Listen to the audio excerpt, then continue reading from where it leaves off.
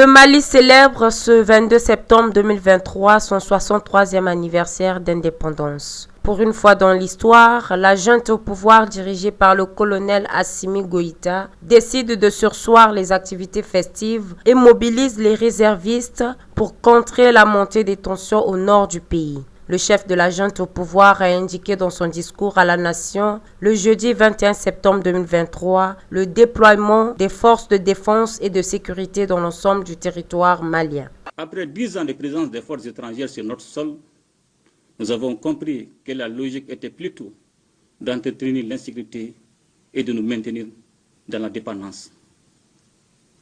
C'est la raison fondamentale pour laquelle le peuple malien a décidé de prendre en main sa sécurité. Avec la nouvelle dynamique consécutive au retrait de l'aménagement et les opérations militaires en cours, le Mali recouvrera sa souveraineté sur l'ensemble de son territoire. Les tirs de jeudi à Torbortou, dans le nord du pays, ont causé 2 morts. Le groupe de soutien à l'islam aux musulmans bloque depuis plusieurs semaines la cité de 333 saints. La souveraineté des militaires maliens dépend de la Russie, sur qui ces derniers comptent, même si 2 étendues échappent jusque-là à leur contrôle.